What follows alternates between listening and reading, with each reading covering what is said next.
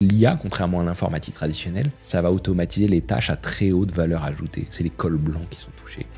Plus on avance en neurosciences et on fait de découvertes en intelligence artificielle, plus j'ai l'impression que notre intelligence n'est qu'un algorithme mathématique, statistique, probabiliste. Ma conviction, c'est que les humains ne sont pas autonomes. Le libre arbitre n'existe pas. On commence à avoir des algorithmes plus empathiques que les humains, parce que la vérité, c'est que la majorité des humains sont assez mauvais en empathie, contrairement à ce qu'on pense.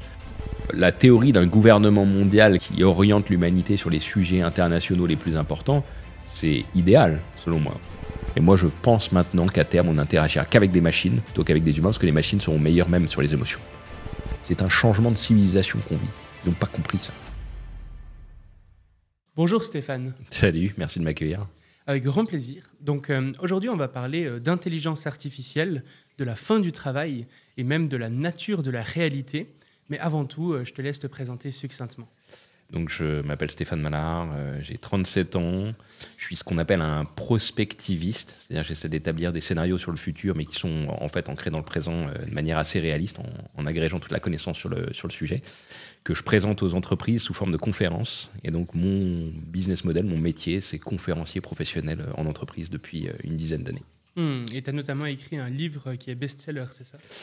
J'ai écrit un livre en 2017 qui est sorti effectivement en 2018 qui s'appelait Disruption, intelligence artificielle, fin du salariat, humanité augmentée, où j'annonçais l'arrivée de ChatGPT, de l'IA, des assistants intelligents. J'annonçais aussi la fin du salariat et j'allais pas encore jusqu'à la fin du travail, mais j'annonçais tous ces sujets. Alors, ce qu'il faut dire, c'est qu'à l'époque, on me prenait pour un fou. Il y avait une grosse partie des gens qui disaient que je racontais n'importe quoi. Et tous ces gens disent mot pour mot aujourd'hui tout ce que j'ai écrit dans ce livre qui est sorti en 2018. On en discutera. Et d'ailleurs, du coup, qu'est-ce que tu penses aujourd'hui des discours qu'on entend généralement en France sur l'intelligence artificielle ? Alors, je pense deux choses. Premièrement, c'est qu'il y a beaucoup de paresse intellectuelle, c'est-à-dire que tout ce que tu entends, c'est la même chose. Tu lis partout dans la presse que l'IA va augmenter la productivité. Bah oui, c'est assez banal, c'est ce que font toutes les technologies, par exemple. Que ça va détruire des jobs, bah oui, c'est ce que font toutes les technologies. Que ça va en recréer d'autres, c'est aussi ce que font tous les outils et toutes les technologies. Et je trouve qu'il y a très peu d'idées novatrices. La plupart des gens qui s'expriment sur ce sujet, ils ont été lire 2-3 trucs, regarder quelques vidéos et puis ils répètent les mêmes choses. En fait, c'est un peu des perroquets. Donc il n'y a pas de pensée singulière profonde. Il faut aller vraiment dans le monde américain pour trouver ces discours-là. Et deuxièmement, il y a beaucoup de pensées... de discours un peu alarmistes, de peur. On se concentre sur l'éthique, sur ces sujets, alors que les vrais sujets, c'est l'innovation, c'est l'implémentation, c'est le futur de l'humanité. Enfin, c'est des gros enjeux de valeur ajoutée, de création de valeur, alors que nous, on se concentre sur la peur. Dans ton livre que tu as écrit en 2017, tu disais notamment que l'objectif est bien de faire disparaître nos ordinateurs, nos smartphones et nos applications, toute technologie en général, pour nous proposer à la place un assistant intelligent unique à notre service. Il semble que cette vision soit plus proche que jamais. Est-ce que tu pourrais nous expliquer concrètement à quoi ça ressemblerait ? Alors, concrètement, bon déjà c'est assez difficile à imaginer parce qu'on ne sait pas trop si on va lui parler. Il y a des gens qui disent que cet assistant intelligent qu'on aura dans notre poche, ce ne sera pas pratique de lui parler avec la voix dans les transports. Donc ce sera peut-être encore sous forme ce sera peut-être un écran qui va nous suggérer des choses, on aura juste à appuyer, ou alors on le pilotera avec les yeux. On ne sait pas trop quelle forme ça va prendre. Ce qui est certain, c'est qu'on va faire disparaître de plus en plus d'actions qui n'ont aucune utilité, valeur ajoutée avec nos technologies. Plus besoin d'appuyer sur des boutons, des menus, des machins. On va avoir une interaction de plus en plus fluide, naturelle. Typiquement, ça veut dire que demain, on va peut-être sortir un équivalent de smartphone du futur qui sera juste un écran et on n'aura même pas besoin de déclencher une action, d'écrire quelque chose, d'appuyer sur un bouton. L'algorithme aura anticipé notre besoin et il nous suggérera directement sur l'écran. Par exemple, si on a besoin de réserver un restaurant, si on a besoin d'écrire à quelqu'un, le mail sera déjà rédigé et il nous demandera de choisir entre telle phrase ou telle autre, ou telle idée et telle autre. Enfin bref, on aura de plus en plus de travail pré-mâché par les machines, une fluidification totale des interactions et un gain de temps considérable. Mais à quelle forme ça va prendre concrètement, on ne sait pas trop. Il y a des gens qui disent qu'on aura des écouteurs en permanence dans les oreilles qui vont nous donner un flux d'informations et on aura juste... à baisser la tête pour valider, pour orienter l'algorithme dans un sens plutôt que dans l'autre. Ce qui est certain, c'est qu'on sera en interaction en permanence avec notre assistant intelligent, qui sera une copie de nous-mêmes, qui nous connaîtra mieux que tout le monde, qui prendra des meilleures décisions que tout le monde, et qui sera d'une qualité hors du commun, j'allais dire. Oui, parce qu'on voit aujourd'hui qu'il y a une sorte de nouveau boom de l'intelligence artificielle, notamment depuis la sortie de ChatGPT, avec les grands modèles de langage. Mais là... la chose sur laquelle travaillent beaucoup de géants de la technologie, c'est justement cette capacité d'agentivité pour permettre à ces grands modèles de langage de pouvoir agir sur le web et pas seulement répondre à nos questions. Alors en fait, il y a un truc qui est en fait assez simple à comprendre, mais que la plupart des gens n'ont pas vu parce qu'ils sont concentrés sur ChatGPT et ils pensent que c'est que du texte. ChatGPT, il anticipe le texte qui vient en fonction du texte que tu rentres. Tu rentres un texte, il te dit statistiquement, il est probable que le texte qui vienne, ou la réponse à une question, c'est ça. Mais si tu peux faire ça avec des mots, tu peux faire ça avec des actions. Si tu cliques sur un bouton, la machine peut voir que sur ton écran, quand tu cliques sur ce bouton, statistiquement, après, tu vas cliquer sur tel autre ou tu vas remplir un texte. Et donc, on peut faire ça pour des actions. Tu fais telle action, la machine le voit sur ton écran ou d'ordi ou de smartphone, bah, elle peut voir que la probabilité qu'il y ait une autre action derrière, elle est de tel pourcent, et donc l'anticiper et même la faire. Mais c'est la même chose sur les images. Tu mets une image, statistiquement, il y a une autre image derrière, ce qu'on appelle une vidéo, une suite d'images, bah, tu peux faire générer des vidéos à la machine. C'est ce que font aujourd'hui les IA qui génèrent des vidéos. En fait, tout est une succession d'éléments, d'actions, d'items, si tu veux, avec des probabilités de succession. Ça n'est que ça, en fait, qu'on traite lorsqu'on traite de l'information. Et il y a une thèse que tu as tenue un petit peu partout ces dernières années, dans ton livre, dans tes interviews et en conférences, à laquelle j'aimerais bien te faire réagir aujourd'hui. Tu dis, donc là c'est tiré d'un TEDx que tu as donné, vous n'irez plus demain chez votre médecin pour son expertise médicale parce que ça sera fait par des algorithmes et c'est bien mieux pour tout le monde. Mais vous continuerez à aller dans le cabinet du médecin parce qu'il vous écoute, parce qu'il vous rassure, parce qu'il vous conseille, parce qu'il y a un lien empathique fort entre vous et lui. Est-ce que tu dirais la même chose aujourd'hui, étant donné qu'on voit que justement, on a eu un bond dans la capacité empathique de ces intelligences artificielles ? Alors, c'est une très bonne remarque et c'est bien parce que je vois que tu as vraiment bossé, mes idées. J'ai été un peu naïf et je pense que je me suis trompé parce que j'ai dit, en gros, ma thèse depuis 10 ans, c'est de dire on va donner l'expertise aux machines parce que les humains sont mauvais en expertise, dont les médecins. On voit que les médecins, statistiquement, sont pas bons. C'était pas dans la majorité des cas, bah, ils te diagnostiquent pas. Et donc, il nous restera le côté humain, l'empathie, etc. Bah, en fait, j'ai été un peu naïf. Quand je discute avec des amis médecins, ils me disent non, c'est pas vrai. La plupart des médecins, ils sont nuls en empathie, ils s'en tapent, ils sont mauvais pour annoncer des cancers, etc. Les machines vont être meilleures que nous. Et c'est exactement ce qui s'est passé. On commence à avoir, alors tu fais référence à cette étude sur ChatGPT qui a montré qu'il était plus empathique que des médecins. On commence à avoir des algorithmes plus empathiques que les humains. Parce que la vérité, c'est que la majorité des humains sont assez mauvais en empathie, contrairement à ce qu'on pense. Les meilleurs en empathie, c'est les moines bouddhistes, c'est les gens qui sont sur l'extrême de la gaussienne, mais la majorité des humains sont pas si bons que ça. La majorité des humains sont égoïstes, ils maximisent leurs intérêts. Et donc, forcément, les machines vont nous dépasser en empathie. Elles seront meilleures pour jouer avec nos émotions. Et moi, je pense maintenant qu'à terme, on n'interagira qu'avec des machines plutôt qu'avec des humains, parce que les machines seront meilleures même sur les émotions.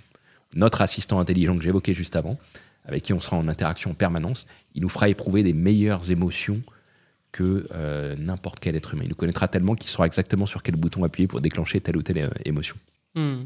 Et justement, une bonne illustration de ça, c'est ce qu'on appelle les lovebots, donc des robots qui servent de petits amis ou d'amis tout court à certaines personnes. Il y a aussi les deathbots, des robots qui viennent prendre en fait toutes les données numériques d'une personne décédée pour essayer de reproduire son avatar et qu'on puisse communiquer avec. On voit que ces machines, finalement ces chatbots sociaux, à quelque part, sont en plein essor. Quels vont être les impacts de ces nouvelles technologies ? Alors, ça va être considérable, parce que comme je le disais, on va être en interaction permanente avec notre assistant intelligent ou peut-être d'autres assistants intelligents, mais en fait, surtout, ce dont on se rend compte avec ces lovebots, ces gens qui commencent à éprouver des émotions avec leur assistant intelligent virtuel qui n'existe pas, c'est qu'en fait, c'est un truc que Schopenhauer a très bien expliqué en philosophie, on est toujours en interaction avec notre représentation du monde. Quand tu es en interaction avec ton assistant virtuel, tu éprouves des émotions parce qu'il te fait croire qu'il est humain, mais en fait, c'est que la représentation que tu as dans ton esprit. Et en fait, philosophiquement, on n'est jamais en interaction avec le réel. On est en interaction qu'avec une représentation du réel qu'on se fait, qui n'existe que dans notre esprit. Et la blague dans la Silicon Valley là-dessus, qui est très souvent citée, c'est de dire, en fait, la seule chose qu'on rencontre dans notre vie, c'est notre propre système nerveux. On est en interaction qu'avec notre cerveau. Mais est-ce que ça pose pas des questions, le fait que justement les gens préfèrent ces sortes de relations qu'on pourrait qualifier d'artificielles par rapport à des relations humaines ? Ouais, alors en fait, ce que ça veut dire surtout, c'est que les humains sont statistiquement toujours insatisfait des autres humains, parce que par définition, un autre humain ne peut pas te donner exactement ce que tu veux. Parce que, alors c'est assez puéril, c'est comme un enfant qui a des caprices et qui veut que le monde se conforme selon ses désirs, mais ça n'existe pas dans la réalité. En fait, ce que ça veut dire, c'est qu'on veut être en interaction, non pas avec un autre, qui soit humain ou virtuel, mais avec une copie de nous-mêmes qui soit un miroir de nos désirs. Et ces assistants intelligents vont nous donner ça. Donc en fait, on sera en interaction permanente avec nous-mêmes, avec cette illusion de croire qu'il y a quelqu'un qui existe, mais ce sera qu'une espèce de boucle algorithmique sur nous-mêmes. C'est ce que veulent tous les humains, en fait. Ils sont en interaction qu'avec leur cerveau. Là, on est juste en train de mettre un média, une interface entre notre cerveau et nous, mais ça reste nous-mêmes, en fait. En fait, dans la vie, on est en interaction qu'avec nous-mêmes.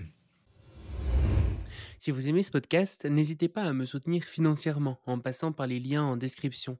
Vous participerez ainsi à rendre accessible au plus grand nombre des sujets pourtant complexes et méconnus. Chacun de vos dons me permettra de vous proposer les contenus les plus qualitatifs possibles.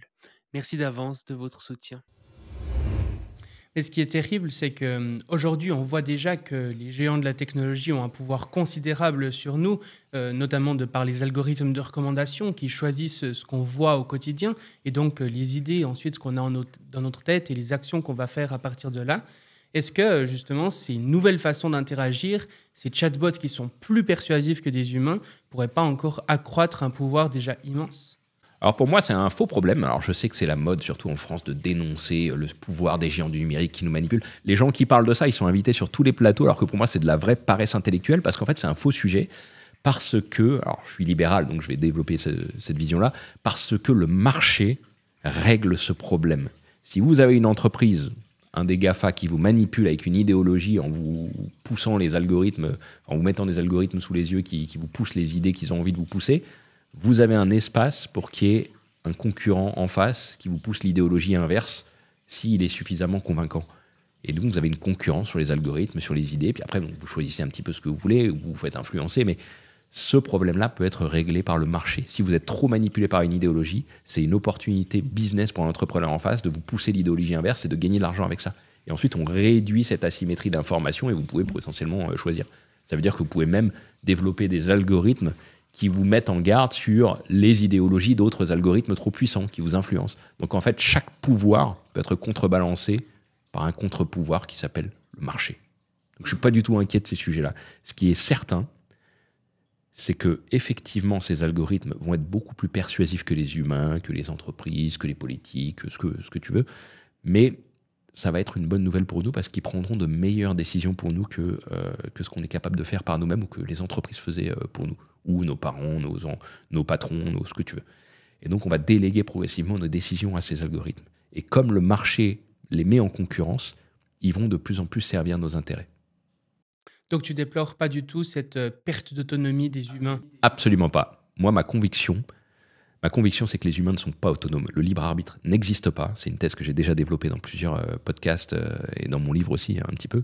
Il y a énormément d'études depuis les années 70 qui montrent qu'en réalité, on ne décide pas grand-chose, que nos réactions sont la plupart du temps complètement inconscientes. Alors ça a été déjà senti un petit peu par Freud, mais aujourd'hui, on a des études en neurosciences qui le montrent, qui montrent que quelques millièmes de seconde avant de prendre une décision, elle est déjà prise par notre système nerveux. On peut même, j'ai vu des études récemment qui montrent qu'une décision peut être anticipée jusqu'à 8 minutes avant. C'est-à-dire 8 minutes avant de prendre la décision, on sait quelle décision tu vas prendre.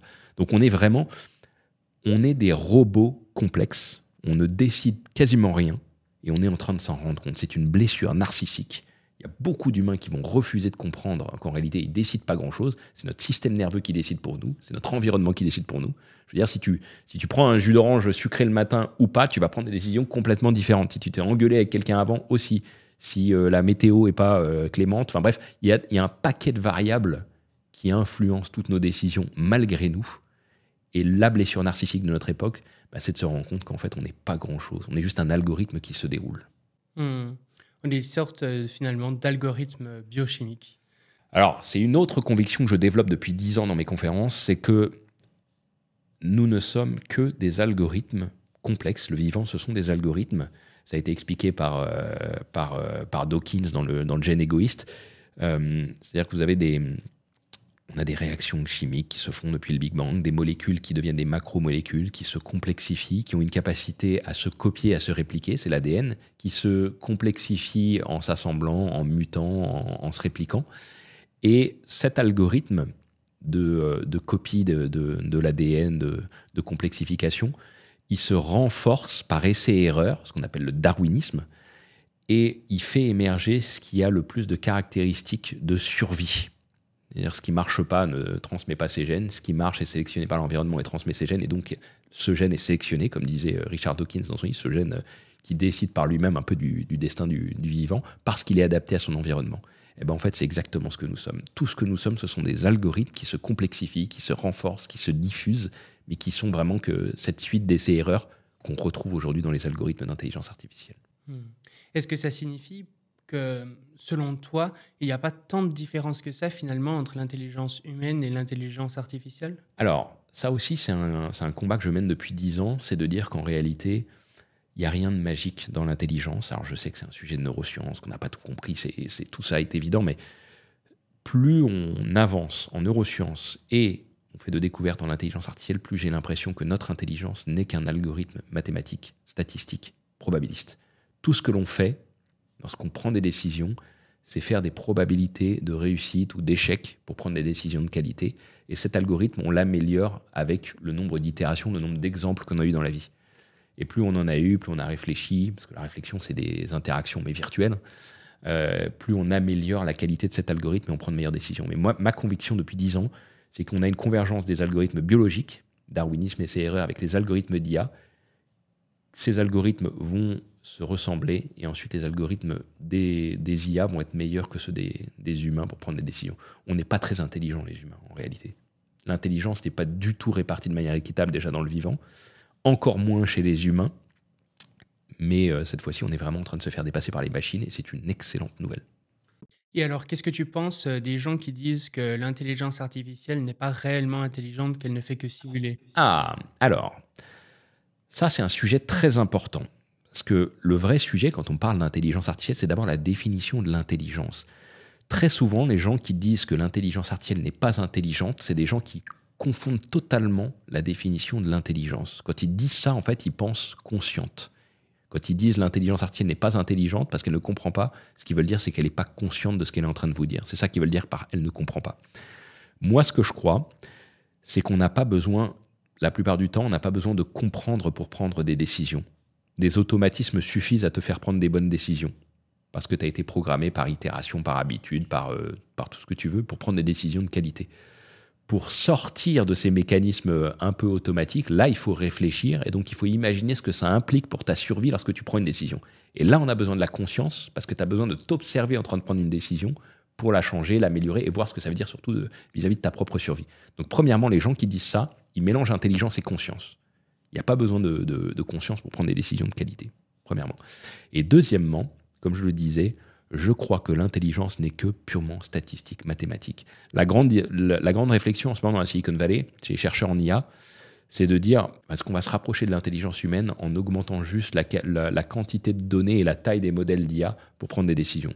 Et vous avez une énorme partie de la Silicon Valley qui pense que oui.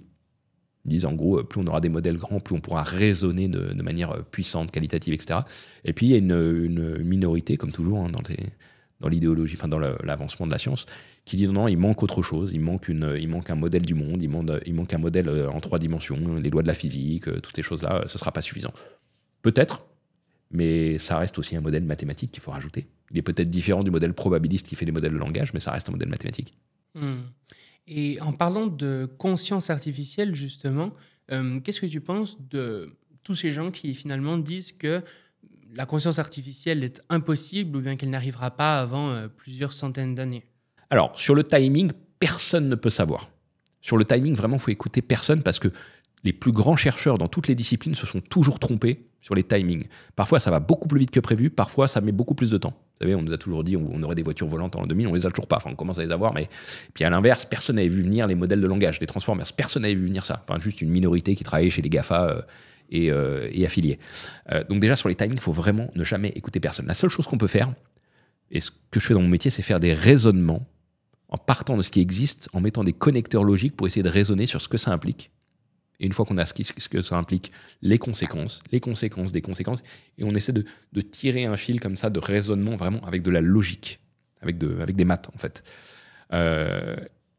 Ce que je crois, c'est que d'un point de vue purement théorique, il n'y a aucune raison que la conscience n'émerge pas, puisque la preuve, c'est qu'elle a émergé par le vivant, c'est-à-dire par essai-erreur, sur des milliards d'années d'évolution, parce que ça nous donne un avantage évolutionniste.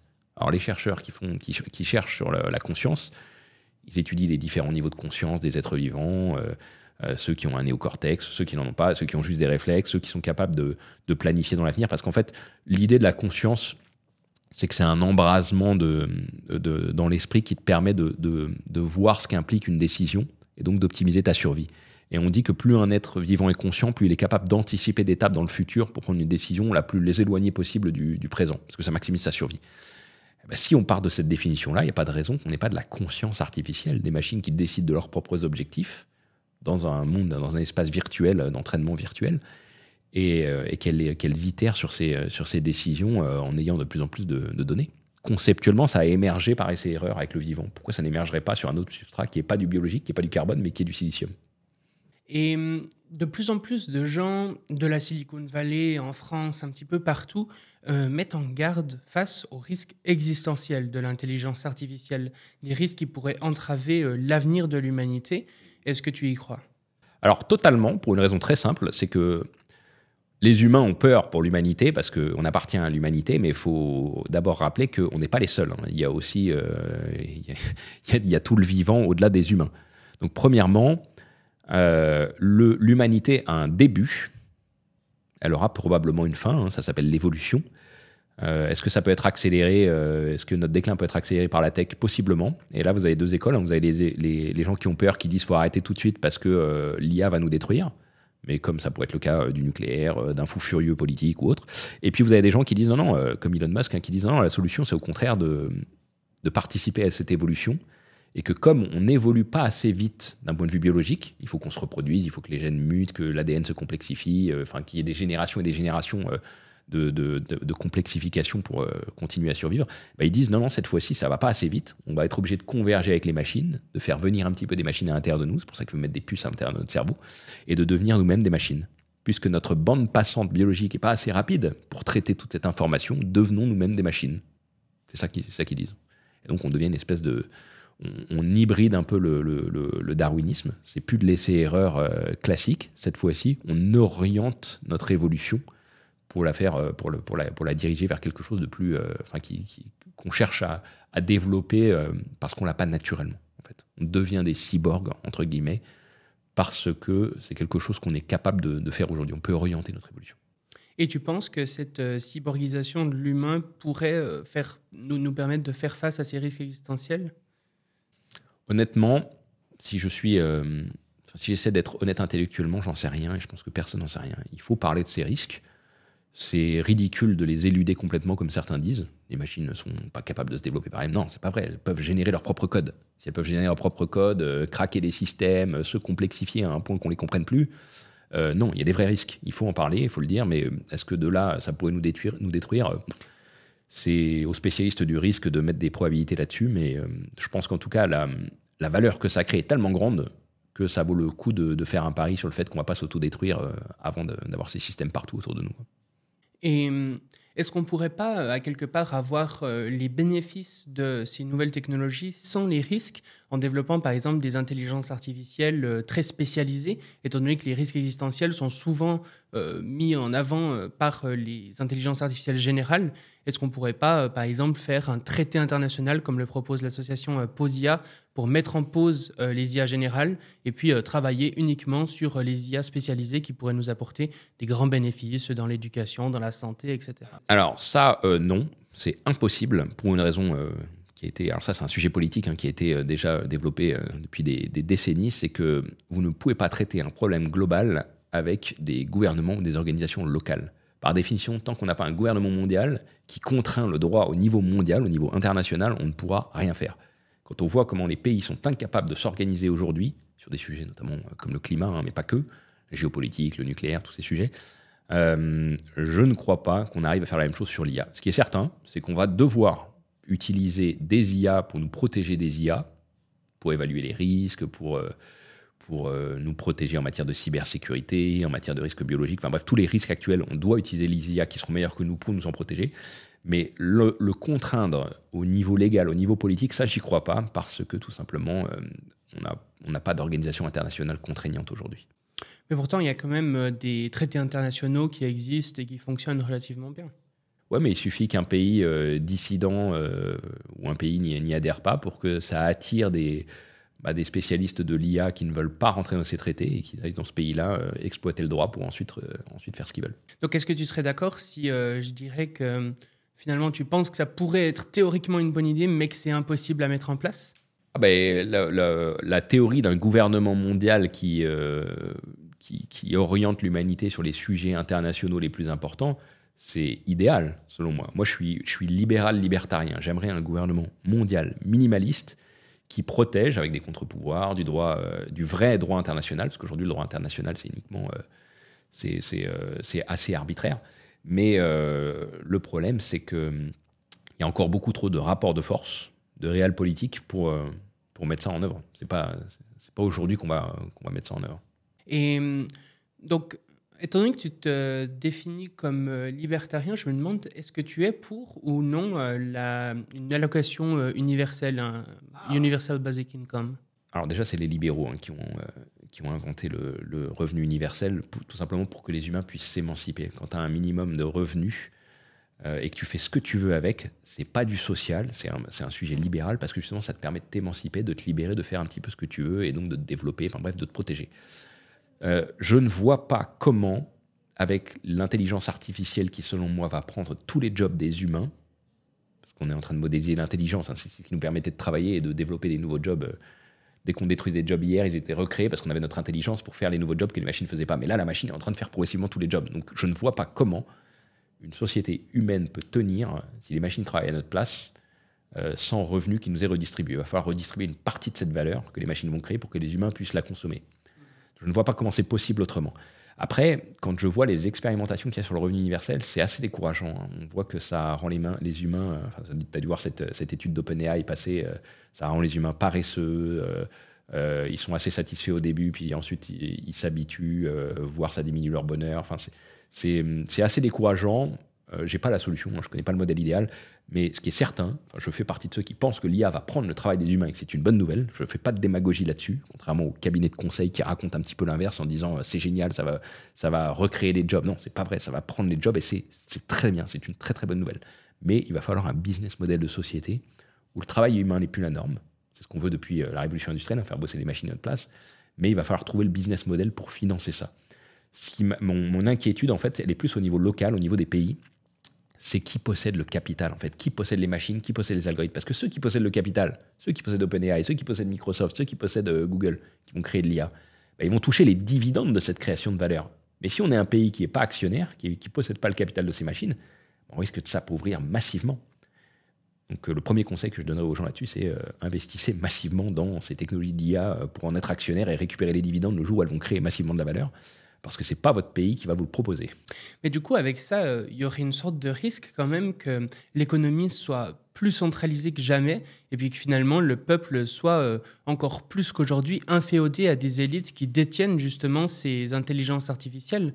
On pourrait même plus faire pression avec les moyens d'action historique comme des grèves ou comme ça, étant donné que plus personne ne travaille.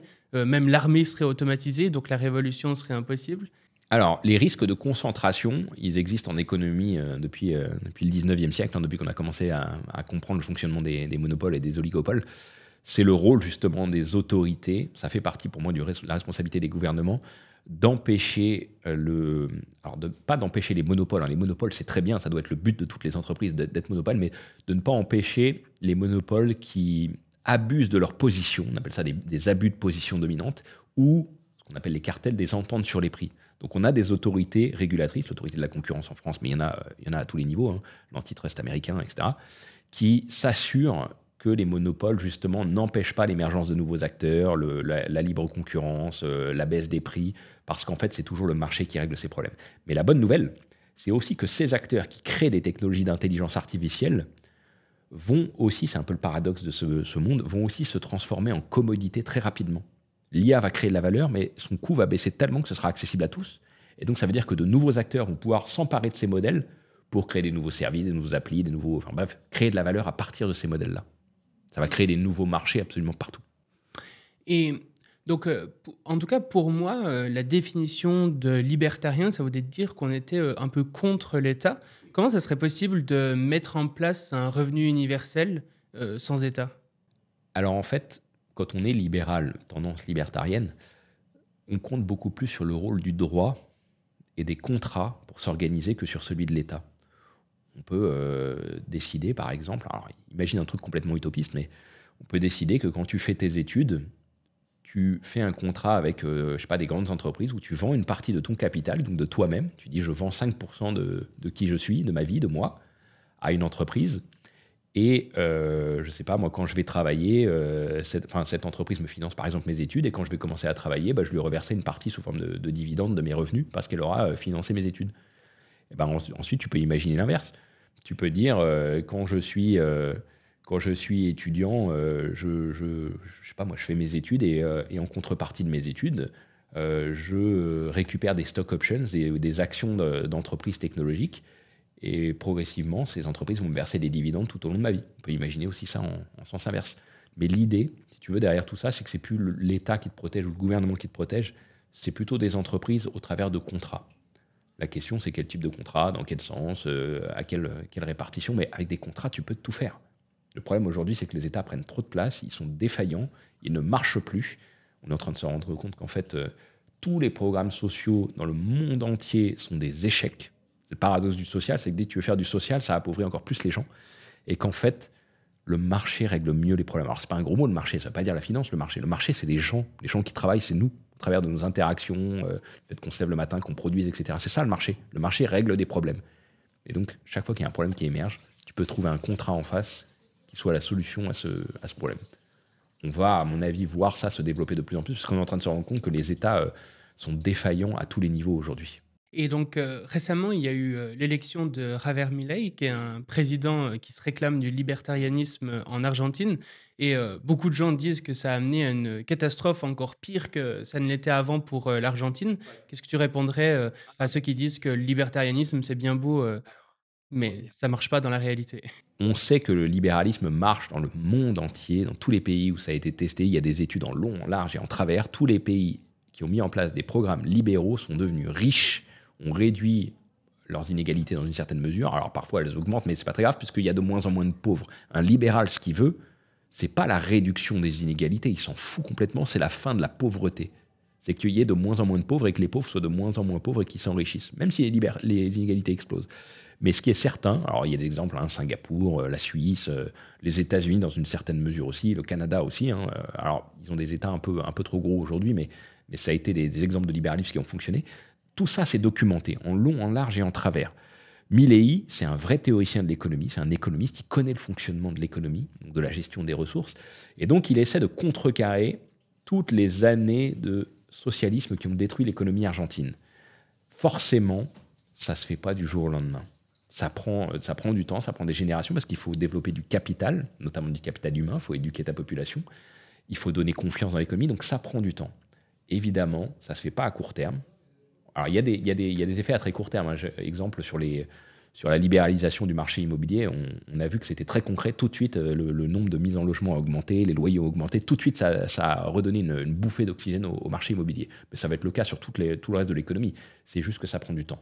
Moi, je fais le pari que les politiques telles que celles de Milei vont permettre justement à l'Argentine de se remettre sur pied, de redonner confiance, d'attirer de nouveaux investissements, et peut-être de suivre le chemin d'un pays comme Singapour. Singapour, c'est l'exemple parfait de libéralisme qui a réussi en partant de rien, quoi.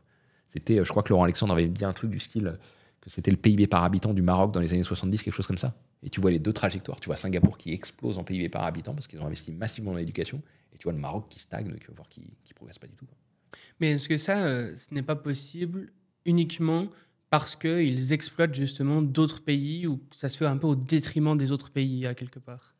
Alors ça, c'est un débat qui a lieu en économie depuis toujours. Est-ce que c'est un jeu à somme nulle? Est-ce qu'on va piller quelque part et qu'on se l'approprie? En fait, non. La création de richesse, la création de valeur, Ça vient lorsqu'on développe le capital. Alors ça peut être des machines, des infrastructures, des ressources, mais pas que, mais surtout des ressources intellectuelles, du capital humain. Ce qu'a fait Singapour, c'est exactement ça. Ils avaient une population qui n'avait rien, sous-éduquée. Ils ont investi massivement dans l'éducation. En gros, ils ont fait des super cerveaux. Et aujourd'hui, c'est l'une des économies les plus développées de la planète parce que le capital humain des gens là-bas est très, très, très élevé. Donc, c'est une création de richesse massive. Tu peux le faire de manière un peu autoritaire comme l'a fait Singapour. Ça marche très bien. Ou comme le fait la Chine, c'est du capitalisme autoritaire, c'est pas du communisme. Ou alors, tu peux le faire de manière beaucoup plus libérale, comme ils le font en Suisse, comme ça a été le cas des États-Unis des dernières décennies, avant que l'État prenne autant de place, hein, parce qu'aujourd'hui, c'est un petit peu différent. Mais ces pays-là fonctionnent. Comme je disais, le paradoxe, c'est que pour qu'un pays se développe, il faut justement moins d'État.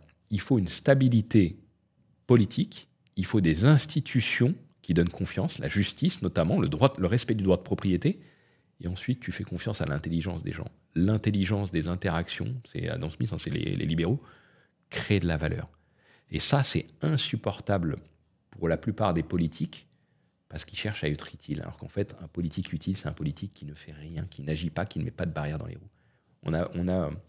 On fait l'erreur de penser que dès qu'il y a un problème, le politique doit arriver avec une solution, alors qu'en fait, c'est le marché qui doit arriver avec une solution, avec l'entrepreneur. C'est le job de l'entrepreneur de régler les problèmes. Dès que le politique y touche, c'est une catastrophe absolue. Et on le voit aujourd'hui, hein, les gens commencent à se rendre compte que les politiques n'ont plus aucun crédit, qu'ils n'ont plus aucun...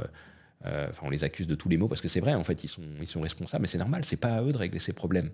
Et maintenant, ce qu'il faut faire dans les pays, notamment comme la France, mais pas que, c'est défaire tout ce que les politiques ont fait ces 30, 40, 50 dernières années. Mais est-ce que, par exemple, j'ai l'impression que la course à l'intelligence artificielle dans laquelle on est aujourd'hui, où beaucoup d'entreprises essayent de développer le plus rapidement des IA de plus en plus performantes pour être concurrentes face aux autres, nous amène à finalement négliger assez gravement certains risques de l'IA. Parce que ce qui se passe, c'est qu'il y a une sorte de course, justement, et donc qu'une entreprise qui investit dans la sécurité n'aura pas cet argent pour l'investir dans les performances. Et donc, il y a une sorte de course à la performance. Les entreprises ont intérêt à diminuer, à virer leur équipe d'éthique, comme on l'a vu ces dernières années. Et on se retrouve avec des intelligences artificielles qui, comme on l'a dit, pourraient aller jusqu'à poser des risques existentiels. Est-ce que ça, c'est pas une dynamique que le marché, justement, crée et qui est particulièrement néfaste ? Alors, d'un point de vue général, toute décision implique un coût d'opportunité. Ça veut dire que si tu investis X dans tel sujet, ça veut dire que tu n'as pas investi Y dans tel autre. Et peut-être que le Y dans tel autre aurait été beaucoup plus efficace pour toi.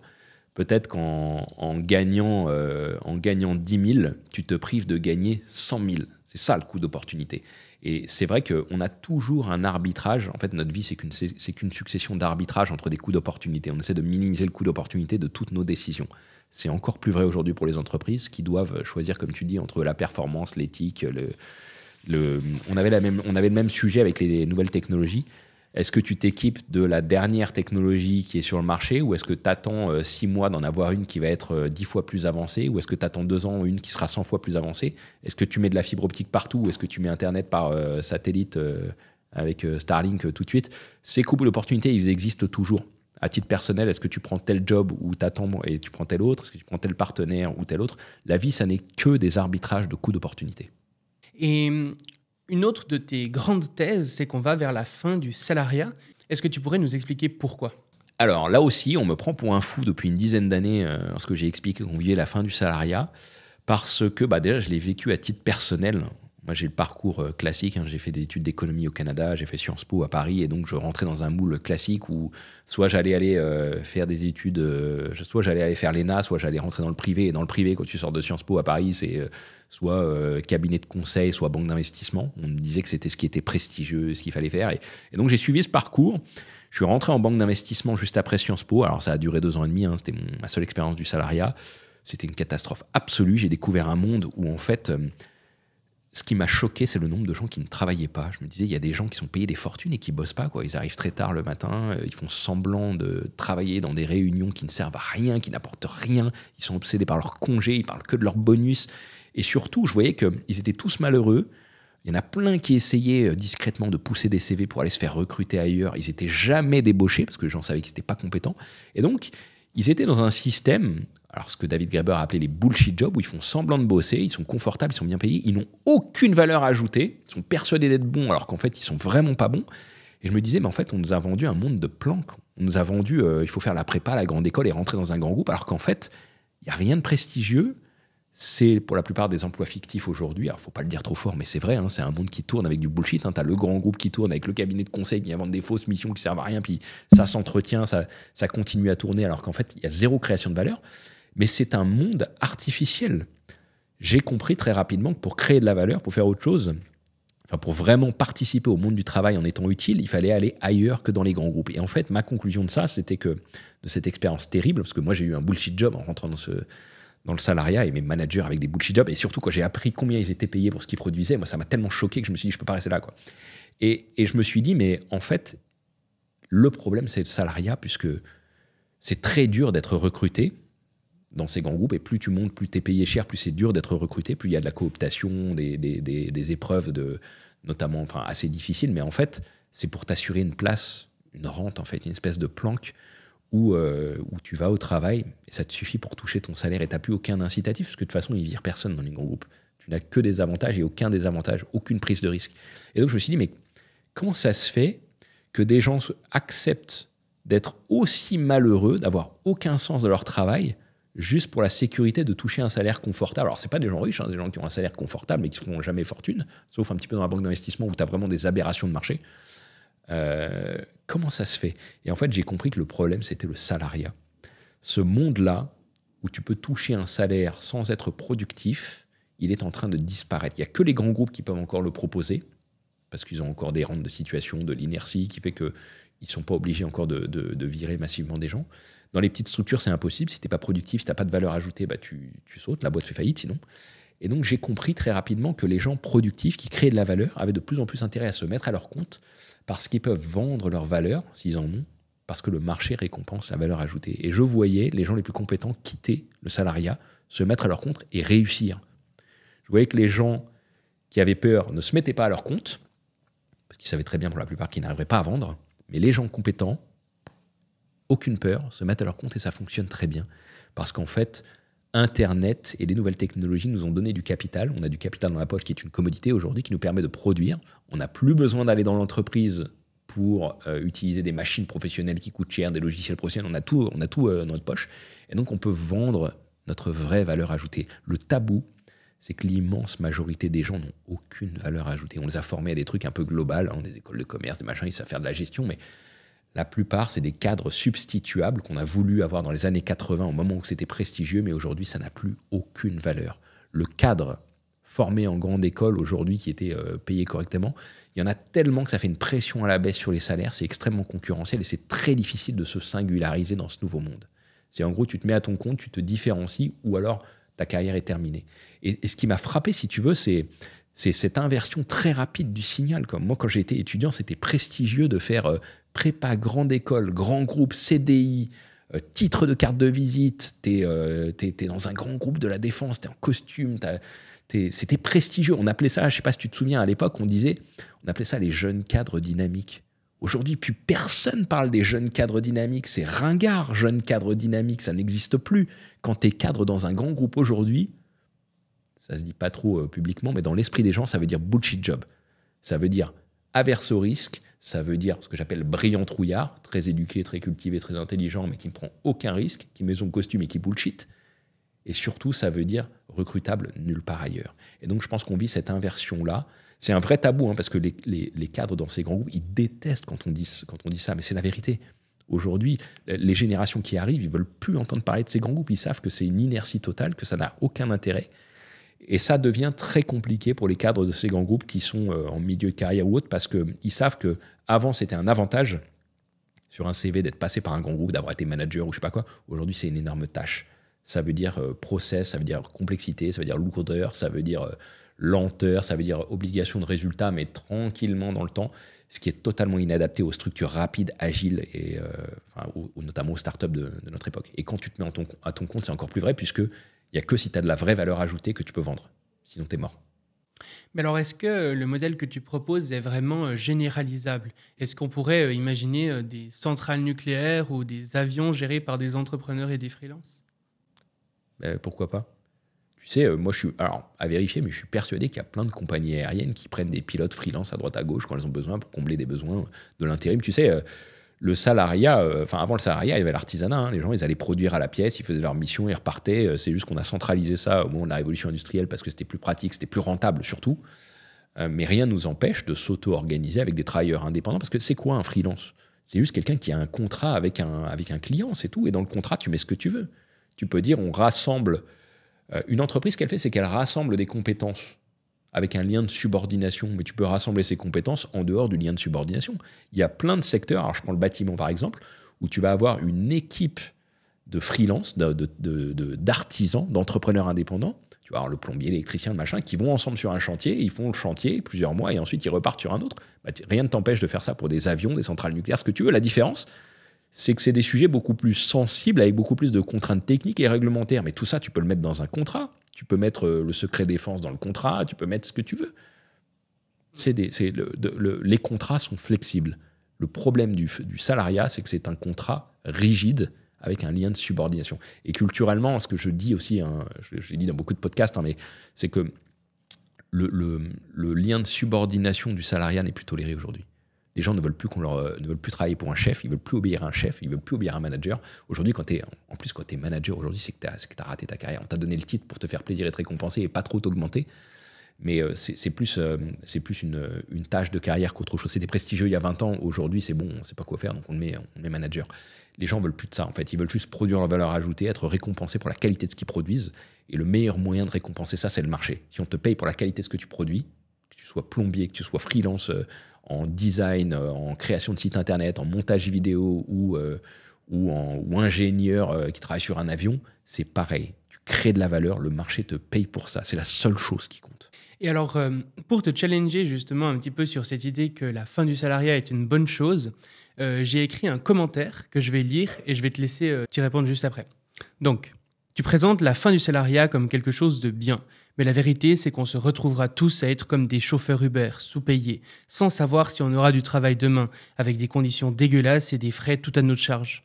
En plus, le salariat permet de se syndiquer. Comment faire pour défendre son congé maternité quand on est freelance? Tu proposes un modèle d'organisation en disant qu'il va être bénéfique pour tout le monde et qu'on va se libérer du joug des patrons, mais finalement, ton modèle amène à la casse de tous les acquis sociaux qui ont été arrachés de force au capital ces dernières années. Alors, tu as 3 super arguments que tu as développés. Le premier, c'est sur la rémunération. Tu dis on va tous finir chauffeur Uber, sous-payé, etc. Alors ça, il faut faire très attention. La rémunération ne dépend pas du statut. C'est pas parce que tu es salarié ou freelance. La rémunération, ça ne dépend que d'une seule chose. En économie, c'est toujours pareil, c'est un prix. Ça dépend de l'offre et la demande. Et ensuite, qui est corrélé à d'autres trucs, hein, la rareté, la compétence, ce que tu veux, la singularité, la créativité. Enfin, tu peux mettre plein de sous-critères, mais ce qui détermine un prix, elle a une rémunération, un salaire, c'est un prix, c'est l'offre et la demande. Pourquoi les chauffeurs Uber sont très peu payés? C'est qu'il y a énormément d'offres et donc ça tire à la baisse les rémunérations. Tu as des freelances qui sont très bien payés depuis toujours, ça s'appelle les plombiers.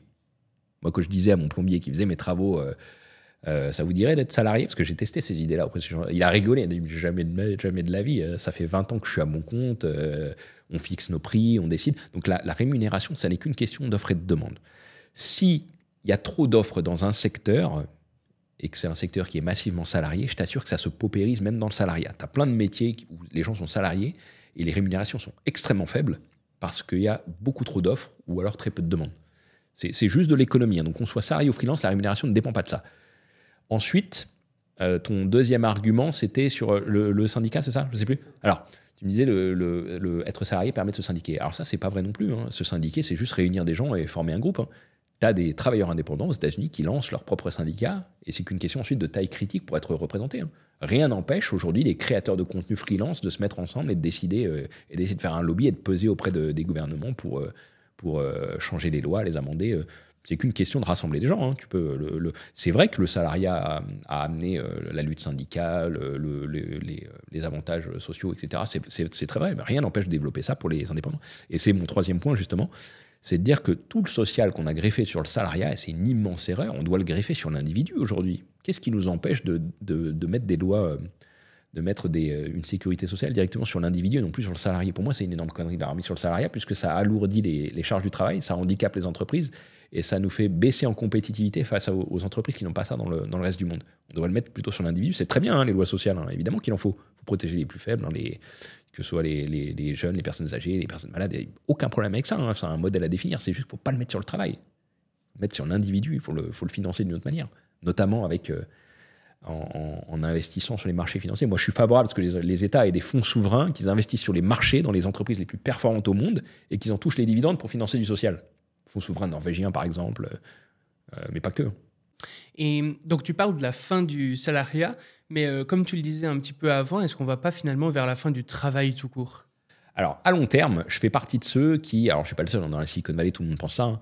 Je fais partie de ceux qui pensent que en fait, l'IA, c'est le début de la fin du travail, pour une raison très simple, c'est que c'est un outil qui remplace des tâches des humains au travail, ce qu'ont fait tous les outils depuis la nuit des temps. Sauf qu'il y a une différence, c'est que cet outil il s'attaque au dernier outil de l'humain, qui est son intelligence. Si on a modélisé la dernière spécificité de l'humain au travail, qui était son intelligence, ça veut dire que les machines peuvent tout faire à un moment. On n'y est pas. Hein. Alors je sais qu'il y a beaucoup de pessimistes qui disent qu'on en est loin. Non, on n'en est pas loin, ça s'accélère, ça va très très vite et c'est bluffant de jour en jour, c'est même plus de semaine en semaine, ça peut être à 48 heures d'écart, on voit des modèles qui sortent des trucs tellement hallucinants qu'on se dit mais en fait c'est terminé pour le travail humain. Moi je fais pas de démagogie, parce que si tu vois le gros problème qu'on a sur l'intelligence artificielle en ce moment, c'est que tu as énormément de démagogie, tu as des gens dont le seul but c'est de ne pas faire peur. Quand tu écoutes les GAFA, leur seule communication c'est de dire mais non, l'IA va monter votre productivité mais ça va pas faire disparaître votre job. Mais expliquez-moi comment, si vous faites plus 30% de gain de productivité, si vous n'avez pas plus 30% de hausse de votre demande pour votre produit, votre service, vous êtes obligé de licencier du staff. Tout le monde élude ces sujets. Ça et les cabinets de conseil qui racontent n'importe quoi sur l'IA, parce que déjà, ils ne connaissent pas le sujet, hein, les meilleurs, ils ne vont plus dans les cabinets de conseil. Mais surtout, ils ont intérêt à ce discours démagogique sur c'est des gains de productivité, mais il n'y a pas de perte d'emploi. Si, il va y avoir des pertes d'emploi, elles vont être massives. Mais je fais partie de ceux qui disent que c'est une bonne nouvelle. D'abord parce qu'on veut faire disparaître le travail, on veut le confier aux machines depuis la nuit des temps, on veut les faire bosser à notre place. Deuxièmement, ça veut dire qu'on est une civilisation mature, si les machines bossent à notre place. Et surtout, elles vont faire des choses beaucoup mieux que nous. Ça va être une création massive de valeur. Elles vont voir des choses qu'on ne voit pas, elles vont opérer des gens mieux que des médecins humains. Enfin, elles vont vraiment faire des choses qu'on est physiquement et intellectuellement incapable de faire. Donc c'est vraiment des très bonnes nouvelles. Et plutôt que de faire de la démagogie, dire il restera toujours l'humain, non, je ne crois pas du tout que ce soit le cas. L'humain, il est banal, il n'est pas si intelligent que ça, les machines vont être largement meilleures. Je préfère dire non, les machines vont travailler à notre place, mais rassurez-vous, ça veut juste dire qu'il faut qu'on crée une nouvelle société où le travail humain n'est plus la norme. Mais surtout, il va falloir s'habituer au fait que finalement, on se fait dépasser, mais il ne faut pas faire croire aux gens qui vont garder leur job. Et il faut même accélérer la disparition des jobs, soit qui n'ont aucune valeur ajoutée. Moi, je trouve ça très bien qu'on remplace les caissières par des machines, par exemple. Je préfère largement qu'on accompagne les caissiers et les caissières à faire un autre job qui soit plus épanouissant, moins rébarbatif, plus rémunérateur, qu'on les forme sur autre chose, bref, ce que vous voulez, mais qu'on mette des caisses automatiques et qu'on ait réglé ce problème. Les experts comptables, moi je travaille beaucoup avec les experts comptables. C'est une profession qui est très angoissée de l'arrivée de l'intelligence artificielle parce qu'ils voient bien que d'un côté ça automatise beaucoup de tâches, qui sont assez redondantes dans l'expertise comptable, mais d'un autre côté, ils savent qu'il y a un lien humain aussi qui est très important et qui doit être maintenu pour continuer à exister. Mais je leur dis, mais si un jour on a automatisé toute l'expertise comptable avec l'IA, c'est une bonne nouvelle. On aura réglé ce problème de la comptabilité, ce fardeau. On pourra passer à un autre problème. Et donc les experts comptables qui réglaient ce problème de la comptabilité ces dernières années, ils vont pouvoir, une fois qu'on l'aura banalisé, s'occuper d'un autre problème. Alors, je ne sais pas lequel, peut-être du réglementaire, des contraintes, du risque, j'en sais rien, chacun sa profession, mais déplacer sa valeur sur autre chose. Il faut en fait que chacun accélère sa propre disparition. Et ça, c'est très difficile parce que les humains sont attachés à leur propre rente, qu'ils soient intellectuels, business, ce que tu veux, de situation, de talent, etc. Alors qu'en fait, on entre dans une période où chacun doit se remettre en question en permanence. Il n'y a plus rien d'acquis, il n'y a plus rien qui tient. Et avant que les machines travaillent à notre place, ça peut prendre quelques décennies de transition, surtout que les humains sont lents, il y a de l'inertie, etc. Eh bien, il faut plutôt accélérer ça plutôt que d'essayer de l'empêcher. Plus on va essayer de l'empêcher, plus ça va nous revenir en pleine face et ça va être très violent. Et il y a quelques années, quand on te posait la question, tu disais que les économistes disaient que ça n'allait pas remplacer le travail humain, alors que les visionnaires, les entrepreneurs disaient que ça allait remplacer, mais tu ne te positionnais pas personnellement sur le sujet. Pourquoi? Qu'est-ce qui a fait finalement que maintenant tu te positionnes là-dessus? Est-ce qu'il y a eu un déclic à un moment donné ou pas particulier? Alors, je vais te dire la vérité. C'est que j'ai toujours pensé que l'IA allait prendre le job des humains. Mais en fait, j'ai pas eu assez confiance en moi il y a une dizaine d'années quand je n'affirmais pas haut et fort que les machines allaient faire disparaître les jobs des humains, parce qu'il y avait des économistes en face qu'on voyait beaucoup dans les médias, dans la presse, qui disaient haut et fort les technologies détruisent des jobs mais ça en recrée d'autres. Et ils avaient tellement d'autorité que je me disais mais je peux pas aller contre eux parce que c'est eux qui ont raison. Et en fait, plus je réfléchissais, plus je voyais que leurs arguments étaient faibles. Et donc cette fois-ci, je suis allé all-in ces dernières années en disant non, ça va prendre le job des humains. Mais les économistes, premièrement, c'est des gens qui ont toujours eu tort. Et je suis économiste de formation, donc je suis assez légitime pour le dire. Ils ont toujours eu tort sur ces sujets. C'est vrai qu'on a détruit des jobs avec les nouvelles technologies, mais qu'on en a recréé d'autres. Mais cette fois-ci, la différence, c'est qu'on s'attaque à la dernière spécificité de l'homme au travail, son intelligence. Et donc progressivement, ce qu'on voit, c'est que la pondération du capital dans la création de valeur, donc les machines, les outils logiciels montent, et celle des humains baisse. Il y a 30 ans, tu mettais un ordinateur dans une entreprise. Alors au début, on ne voyait pas les impacts, ce que disait Solo, on ne voyait pas d'impact sur la productivité, mais ça s'est vu une dizaine d'années après. Tu mettais un ordinateur, tu remplaçais peut-être 10 personnes. Aujourd'hui, tu mets une application, c'est plus 10 personnes, c'est peut-être 100, 1000, 10 000. C'est des échelles complètement exponentielles derrière. Et ça, les économistes se trompent beaucoup là-dessus. Et je suis fasciné de voir vraiment que tu as d'un côté le camp de ce que j'appelle les brillants trouillards, mais c'est des gens juste qui prennent pas de risques, les économistes, qui réfléchissent, qui prennent vraiment aucun risque, qui disent l'IA va pas détruire de jobs, elle va en recréer d'autres, etc. Et de l'autre, des visionnaires comme Elon Musk, Altman, etc., qui disent non, cette fois-ci, on fait disparaître le travail humain, et c'est plutôt une bonne nouvelle. Je suis plutôt dans le camp des visionnaires parce que c'est des gens qui ont fait la preuve, qui savaient voir les choses mieux que des économistes. Mais je suis assez frappé de voir en fait la paresse intellectuelle des économistes qui sortent pas de leur modèle, quoi. Ils veulent pas faire peur aux gens, ils veulent pas remettre en question. Et surtout, la plupart des économistes, et même je suis affligé parce que je vois même que des économistes les plus connus, notamment en France, travaillent sur ces sujets, font des rapports, conseillent le gouvernement, alors qu'ils n'ont rien compris. Ils considèrent l'intelligence artificielle comme de l'informatique traditionnelle, mais qui va plus vite. C'est un changement de civilisation qu'on vit. Ils n'ont pas compris ça. C'est pas à eux qu'il faut demander, en fait. C'est à Xavier Niel. C'est à Jeff Bezos, c'est à tous ces gens-là. Donc, quand on interagit avec ChatGPT, des IA génératives ou comme ça, généralement, la phrase qu'on leur donne, le texte qu'on met en entrée s'appelle un prompt. Et de plus en plus de gens disent que un métier d'avenir, typiquement, pourrait être d'être prompt engineer, de faire les meilleurs prompts possibles pour avoir le meilleur résultat possible à la fin. Pourquoi est-ce que tu penses que ce métier n'est pas particulièrement pertinent ? Alors, ça, c'est encore la démagogie de tous ceux qui se sont lancés sur l'intelligence artificielle, principalement les vendeurs de formation. Vous savez, il y a plein de types qui se sont improvisés vendeurs de formation sur l'IA, alors qu'ils ont juste regardé mes vidéos de ces dernières années pour expliquer comment prompter une technologie. Ça, c'est de la paresse intellectuelle. Pourquoi ? Parce que c'est vrai qu'aujourd'hui, il faut prompter une machine, il faut lui entrer un texte pour avoir une réponse. Mais les humains sont très mauvais à prompter. Alors évidemment, ils vendent des formations pour apprendre à prompter, mais la vérité, c'est qu'il y a des règles aujourd'hui pour prompter. Il suffit de les taper sur Google et tu vois les bonnes pratiques pour savoir prompter correctement et avoir des bonnes réponses. Donc c'est vrai que c'est des choses qui s'apprennent. Mais les humains, même les meilleurs prompteurs, vont très vite se faire dépasser par les machines en matière de prompt. Ce qui veut dire que en fait, c'est les intelligences artificielles qui vont s'auto-prompter. Alors, c'est des choses qu'on commence à voir sur Perplexity, notamment qui suggèrent les questions qu'on doit lui demander, parce qu'une machine saura toujours mieux que toi ce que tu veux lui demander et comment tu veux lui demander. Mais ce que je disais surtout, c'est que pour savoir prompter correctement, la plupart des humains sont incapables de le faire parce que ça s'appelle être pertinent. Et poser la bonne question, c'est un truc qu'on a tous fait à l'école qui s'appelle poser la problématique dans une dissertation. 99% des gens à l'école, des étudiants, des jeunes, des lycéens, sont incapables de faire une bonne dissertation. Une bonne dissertation, c'est poser la bonne problématique, c'est être pertinent. Et donc la priorité pour apprendre, si on voulait vraiment apprendre à prompter, c'est apprendre à être pertinent, c'est mettre le paquet là-dessus, c'est savoir ce qui est du signal et ce qui est du bruit, ce qui est une problématique, ce qui est superficiel.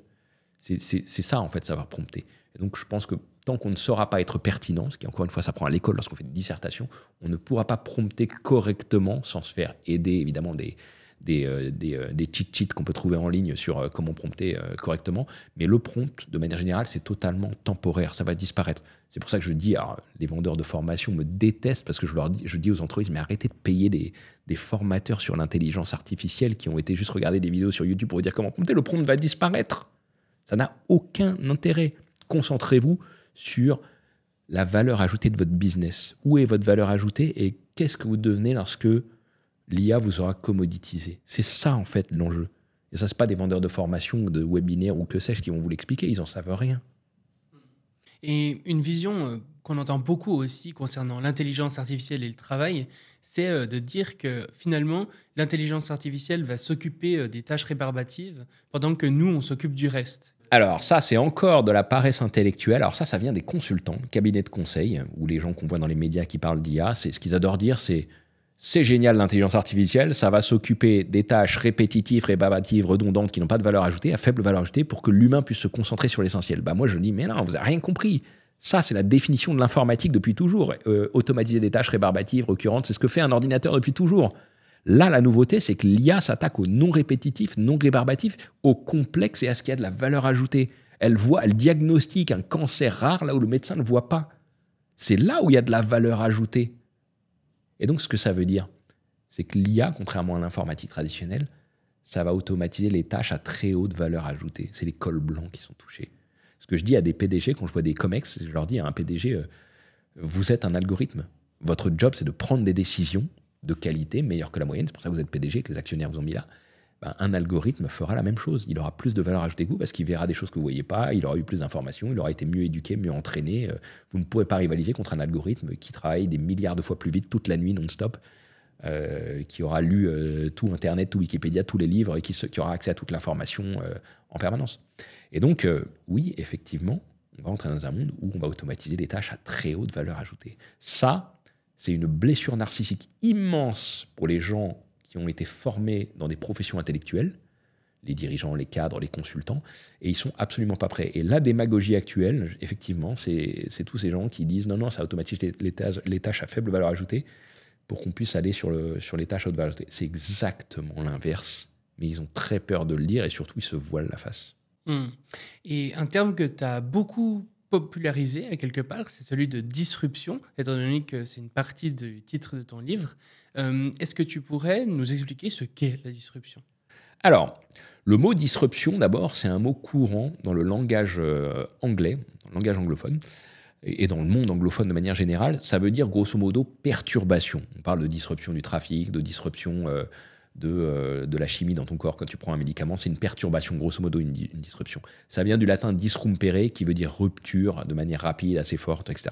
Dans les années 90, il y a un publicitaire qui s'appelle Jean-Marie Dru, je crois, qui a déposé ce concept-là parce qu'il avait inventé une méthode publicitaire qui existe toujours, c'est d'ailleurs toujours lui qui a le trademark, qui était une approche innovante, qui renversait tous les codes de ce qu'était la publicité et la communication.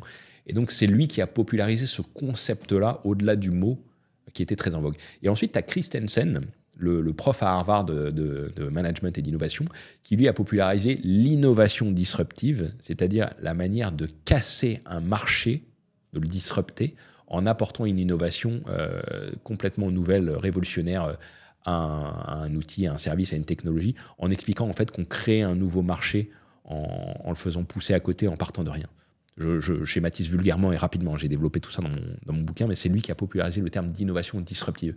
Moi, ce que j'ai fait en fait, en 2018, c'est que j'ai simplement repopularisé, ramené ce terme-là, mais qui en fait revient par vagues successives depuis les années 90.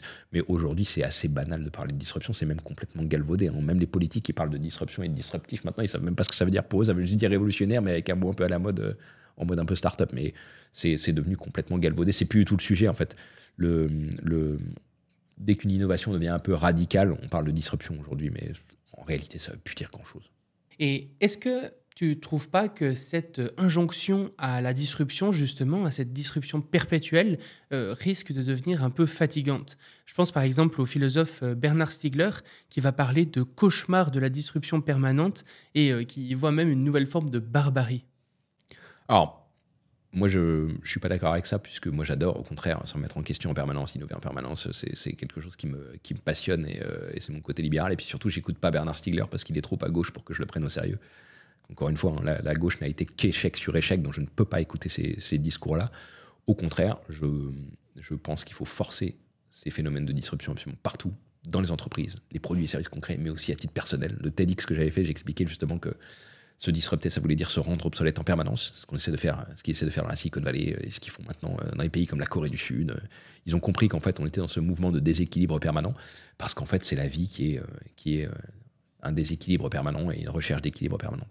Un sujet qui t'intéresse beaucoup aussi, c'est la nature de la réalité. Donc, je te pose la question, Stéphane, qu'est-ce que le réel ? Ah, alors ça, le réel, c'est le sujet qui me passionne aussi depuis une dizaine d'années. C'est pareil, je crois que j'étais l'un des seuls en France à parler de ça il y a quelques années. Maintenant, je vois qu'on en parle de plus en plus. Je vois que j'ai remarqué très tôt en fait que que les couples au restaurant en vacances préféraient être sur leur smartphone. Je voyais dans les statistiques que les jeunes, en particulier les garçons, ne sortent plus. Ils sont sur leur ordi, sur leur smartphone en permanence. Quand j'étais en Asie, je voyais dans le métro déjà il y a plusieurs années que les gens n'étaient que sur leur smartphone, qu'il n'y avait pas un seul bruit. Et donc je me disais, mais en fait, c'est devenu leur réalité. Mais quand on y pense, qu'est-ce que c'est que la réalité si ce n'est que des neurones qui s'allument et qui s'éteignent dans le cerveau et qui produisent cette espèce de film intérieur ? Comme je disais tout à l'heure, Schopenhauer a expliqué que le monde, c'est qu'une représentation qu'on a dans notre esprit, dans notre cerveau, comme on dirait aujourd'hui. Mais finalement, si c'est que des neurones qui s'allument et qui s'éteignent, bah, tu peux jouer avec ta réalité comme tu veux. C'est ce que disent les bouddhistes. Avec la méditation, l'entraînement de l'esprit, en fait, tu peux voir les choses exactement comme tu veux, par entraînement, par habitude. Si demain, tu as ça avec des algorithmes qui te projettent un film virtuel sous les yeux, comme Matrix, bah, pour toi, c'est ça le réel. Quand tu es dans un rêve, tu sais pas que tu rêves. Quand tu as pris une substance, de l'alcool ou que sais-je, ou que tu n'as pas assez dormi, tu vois le réel complètement différemment. Et donc, en fait, la notion de réel... elle est très difficile à appréhender puisque c'est ce qui est censé exister en soi, mais si tout n'est qu'interprétation et perception, en fait, il n'y a pas de réel. Et je crois qu'on va entrer dans un monde où c'est le sujet le plus important de savoir finalement qu'est-ce que c'est que le réel si ce n'est qu'une représentation biologique des signaux électriques dans notre cerveau et que ça va être l'interrogation la plus importante des gens dans les prochaines années. Se demander en permanence qu'est-ce qui est réel et comment transformer leur perception de la réalité. On a les outils pour faire ça aujourd'hui. Parce que aussi, par exemple, avec l'annonce du métavers, qui finalement a fait un peu un flop, mais peut-être ça reviendra dans les prochaines années. En fait, c'est une erreur. Tous les gens qui pensent que le métavers a été un flop, c'est qu'ils n'ont pas compris. C'est qu'en fait, on est déjà dans le métavers. Sauf que ça s'appelle Instagram, ça s'appelle Netflix, ça s'appelle le porno en ligne, ça s'appelle Facebook, les réseaux sociaux, WhatsApp. On est scotché en permanence à ce monde artificiel qui n'est pas encore en 3D comme devait l'être le métavers, mais c'est un métavers. C'est un univers artificiel, on vit dedans, on a une personnalité dedans, c'est un monde alternatif. Ce qu'on appelle métavers, c'est juste qu'il va être en 3D avec des effets spéciaux, avec une réalité bien meilleure. Et ça va venir avec les innovations qui arrivent. Mais nous sommes déjà dans un monde type métavers artificiel. Et puis la première réalité alternative, comme je disais, c'est notre cerveau. C'est la question la plus angoissante, je pense. Si finalement le réel n'est qu'une perception et qu'on peut la modeler comme on veut par entraînement de l'esprit, par prise de substance ou en jouant avec des algorithmes qui nous modèlent tout ça, mais en fait, ça change tout en fait. Les gens sont drogués à leur perception. Ils regardent Netflix parce qu'ils veulent être hyper stimulés, parce que c'est mieux que d'aller voir des amis en soirée. Ils regardent Instagram parce que c'est plus beau que leur vraie vie. Ils jouent à des jeux vidéo parce que c'est plus stimulant que d'aller faire du sport. Mais encore une fois, si c'est qu'une question de perception, bah, on peut avoir des algorithmes qui te connaissent parfaitement, qui te mettent sous les yeux exactement ce que tu as envie de voir et qui te stimulent. Tu auras ton film, ton one-man show, ta série, ce que tu veux, uniquement adapté à ton cerveau au moment où tu veux le voir, et ça t'hyperstimulera mieux que le réel. Mais du coup, à quoi ça sert de vivre dans le réel ? Et du coup, encore une fois, qu'est-ce que c'est que le réel ? Est-ce que ça existe ? Un bouddhiste rigolerait et te dirait, mais bien sûr que ça n'existe pas, on sait depuis toujours que ça n'existe pas. Justement, en parlant de bouddhisme et puis aussi de façon générale de cette tendance qu'on voit dans nos sociétés à chercher à être une meilleure version de soi-même, que ce soit à travers le bouddhisme ou à travers plus généralement le développement personnel. Qu'est-ce que tu penses justement de cette tendance ? Alors, la première chose que je pense, c'est que c'est une tendance qui vient des États-Unis et qui n'est qu'une copie. En fait, quand tu vois tous les gens qui pratiquent ou qui suivent ou qui produisent du développement personnel, en fait, moi, c'est un plagiat de ce que font les auteurs et les créateurs de contenu américains. Tout ce qu'on appelle les créateurs de contenu en France, ce qu'ils font, en fait, c'est qu'ils vont juste traduire les idées des Américains et les reformuler. Moi, ça me fatigue vraiment en France. Hein. Dès que j'écoute un podcast ou que je vois ce qu'on appelle un créateur de contenu sur les réseaux sociaux, je me dis, mais ça me fatigue cette idée-là, c'est un tel qui l'a dit, c'est un tel. Alors évidemment que ça cartonne et qu'ils ont plein de followers, puisque c'est les meilleures idées des meilleurs créateurs de contenu qui prennent et qui traduisent. Forcément que c'est brillant et que ça émerge et que ça se diffuse, parce que c'est pas d'eux et que ça a déjà prouvé que ça a marché outre-Atlantique. Donc déjà, premièrement, c'est une tendance qui suit les créateurs de contenu américains, et c'est ce qu'on appelle créateurs de contenu, en fait, c'est des plagiaires de contenu, j'ai l'impression. Et moi, je vois vraiment, quand j'écoute des Français aujourd'hui sur ces sujets, je sais exactement à qui ils ont pris telle ligne, telle ligne, telle ligne. Ça devient vraiment... c'est assez fatigant. Deuxièmement, je pense que ça répond justement à cette espèce de vide qu'on vit aujourd'hui, puisqu'on a tout, en fait. On a un confort, on a des applis pour tout faire, etc. Et du coup, les gens cherchent du sens. Et là, le premier sens, c'est d'être confortable, c'est d'être bien, c'est d'être heureux. Et donc, on essaie de trouver tous les raccourcis, toutes les techniques qui permettent d'y arriver. C'est ce que promeut le développement personnel depuis toujours, et il y a plein de trucs qui marchent. Sauf que quand tu pousses la logique très loin, tu te rends compte qu'en fait, le développement personnel, c'est juste un cas particulier assez superficiel du bouddhisme. Les premiers qui ont réfléchi à ça, c'est les bouddhistes, en expliquant qu'est-ce que c'est que le réel, qu'est-ce que c'est que l'esprit, comment fonctionne l'esprit, comment l'apprivoiser, comment l'entraîner, comment l'améliorer. Et les bouddhistes ont déjà tout écrit dans des traités de milliers de pages. Tout ça est décrit de manière très méthodique, précise. Alors, ils ont un vocabulaire de leur époque, c'est pas du tout le vocabulaire scientifique de notre époque, mais tu vois que les concepts sont là depuis déjà très longtemps, et ils convergent un petit peu avec ce qu'on découvre en sciences, en neurosciences, en physique. Enfin, c'est assez troublant de voir à quel point le bouddhisme a été intuitif et prémonitoire sur ce qu'on découvre aujourd'hui de manière scientifique. Donc tout ça a déjà été écrit depuis très longtemps.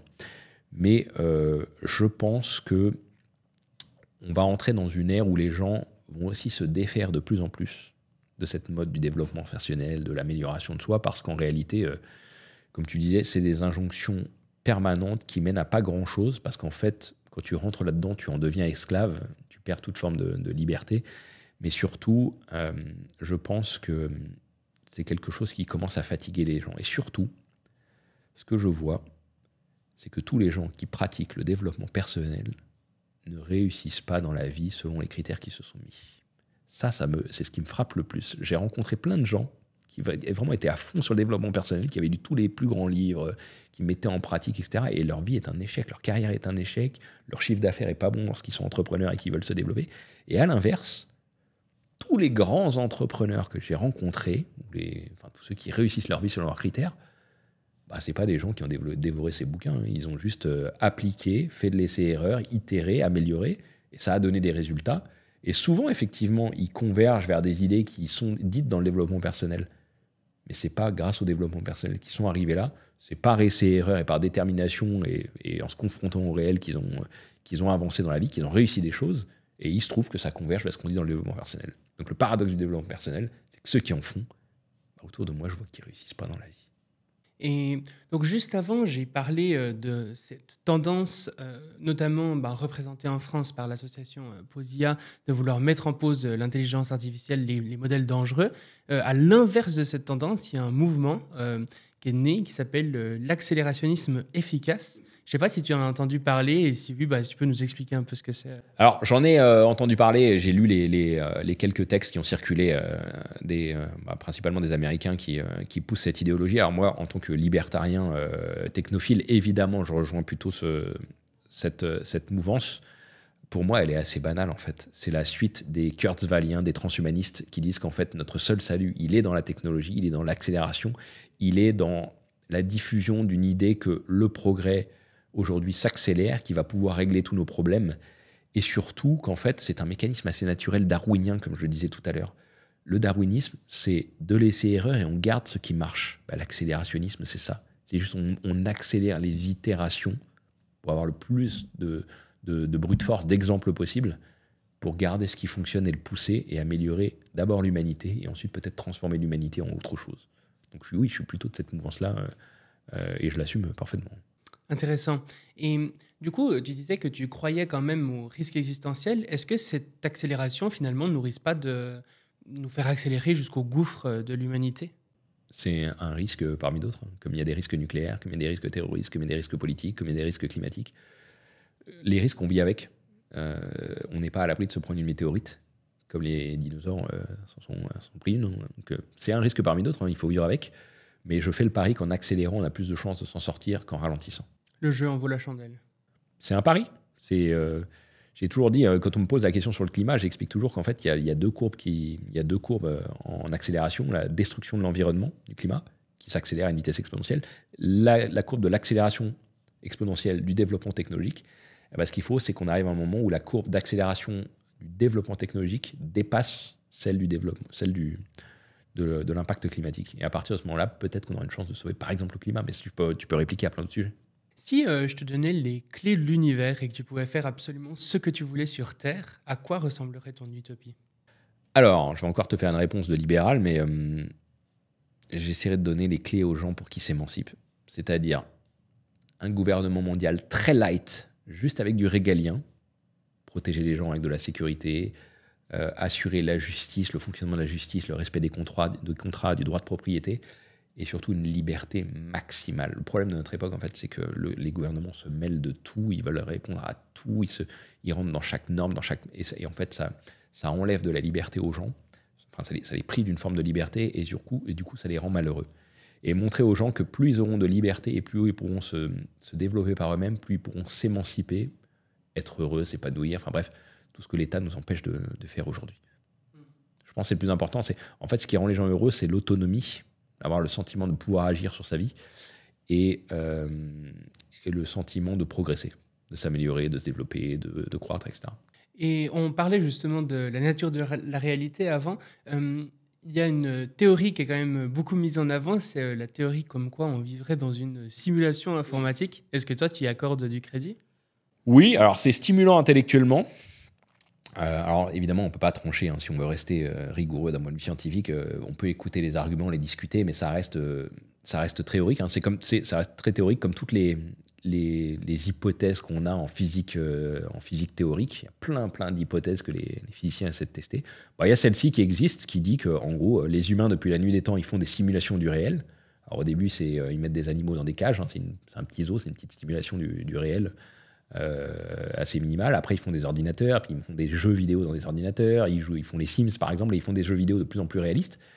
Et puis à un moment donné, ils font des jeux vidéo tellement réalistes que ça ressemble au réel, ils mettent des personnages dedans qui peuvent éventuellement développer une conscience d'eux-mêmes. Et du coup, s'ils font des milliards de simulations indiférenciables du réel, ce que nous on appelle le réel, qu'est-ce qui nous prouve que ça c'est réel et pas une simulation faite par une civilisation plus avancée ou autre? S'il y a un monde réel et des milliards de simulations indifférenciables du monde réel originel, du coup, la probabilité qu'on vive aujourd'hui dans le monde original, elle est extrêmement faible. C'est la théorie de Nick Bostrom sur la simulation. Et donc il y a plein d'arguments en faveur de ça. Lui, il dit qu'il ne faut pas s'être autodétruit d'ici là, il faut atteindre une maturité technologique, il faut le vouloir. Enfin, il y a plein d'arguments d'abord pour arriver à ça. Mais après, tu as des gens comme Elon Musk qui te disent que c'est très probable parce qu'il y a des indices de ça assez troublants, quoi. La physique quantique qui te dit qu'en fait, chaque événement qui existe, qui se déroule autour de toi est indifférenciable de l'observateur. C'est-à-dire que l'observateur joue un rôle dans le phénomène qu'il y a en face de toi. C'est-à-dire qu'en gros, ce qui se déroule sous tes yeux a un impact parce que tu le regardes. Alors les physiciens quantiques vont dire que c'est vrai au niveau quantique, c'est pas vrai au niveau macro, mais ça veut dire quand même qu'on a une influence sur le réel d'une manière ou d'une autre. Tu peux pas enlever l'observateur. Et surtout, tu as des constantes. Tu as les constantes de Planck. Quand tu zoomes dans la matière, tu peux pas descendre en dessous d'une certaine longueur, tu peux pas descendre en dessous d'une certaine longueur de temps aussi, les constantes de Planck. Et du coup, ça ressemble vachement à des pixels, tu vois, des voxels, des pixels en 3D. C'est que des arguments théoriques pour le plaisir intellectuel. Si on veut rester rigoureux, il faudrait trouver d'autres moyens rigoureux scientifiques de le tester, et c'est pas du tout le cas aujourd'hui. Tu as des gens à Silicon Valley qui se sont lancés là-dedans. Ça donne pas grand-chose aujourd'hui, mais qu'on soit dans une simulation ou pas, qu'est-ce que ça change? Puisque notre réel, c'est qu'une représentation dans notre esprit. Ou qu'on soit dans une simulation d'une simulation d'une simulation. Ou qu'on soit dans le monde originel. Peu importe, on peut être encapsulé dans des simulations, c'est juste pour le plaisir intellectuel de réfléchir à ça. Mais c'est ça qui est très intéressant parce que beaucoup de gens qui s'imaginent dans une simulation pourraient dire « Ah, mais finalement, je vais faire comme dans GTA, je vais faire n'importe quoi, etc. » Mais ça ne change pas fondamentalement le fait qu'on peut quand même blesser des gens, rendre les gens heureux. Finalement, c'est ça qui importe réellement. C'est très compliqué parce que tu as la morale et tu as... Si tu es le seul personnage qui existe et que tous les autres autour de toi n'existent pas, si c'est des créations de ton esprit, si on pense au solipsisme en philosophie, par exemple, qui est moi la théorie qui me fascine le plus, à ce moment-là, il n'y a pas de règle. Mais qu'est-ce qui dit que tu fais de la douleur à l'autre réellement? Est-ce qu'il dit qu'il a de la douleur, mais est-ce qu'il en a vraiment? Donc c'est très compliqué. Si on vit dans une simulation, tout est absurde. On ne peut plus tenir ce raisonnement. Il vaut mieux partir du principe qu'on n'est pas dans une simulation pour pouvoir vivre correctement, avoir une certaine morale, pas faire n'importe quoi, etc. Sinon, il n'y a plus rien qui tient. Mais oui, à partir du moment où on décide qu'on est dans une simulation, alors là, ça change toutes les règles et tu peux théoriser le plus absurde et plus rien n'a de sens. Et juste par rapport à ce que tu disais sur la physique quantique, je me permets quand même de préciser, parce que c'est une idée reçue assez répandue, le fait que la conscience de l'observateur aurait à quelque part un impact sur la matière. En réalité, effectivement, l'observateur a un impact sur la matière, il y a une sorte d'écrasement de la fonction d'onde notamment, mais ce qui se passe, c'est surtout que c'est parce que les outils qu'on utilise pour mesurer ces particules interagissent avec les particules elles-mêmes. Et donc c'est ça qui crée l'écrasement de la fonction d'onde plus que la conscience de l'observateur ou quelque chose comme ça, par exemple. Mais un physicien pourrait te dire aussi, nous sommes des outils d'observation. Nos yeux, c'est un peu comme un microscope. Comme tu dis, il interagit avec les ondes et ensuite ça fait l'écrasement de la fonction. Mais encore une fois, comme je disais tout à l'heure, c'est vrai au niveau quantique, tous ces trucs-là.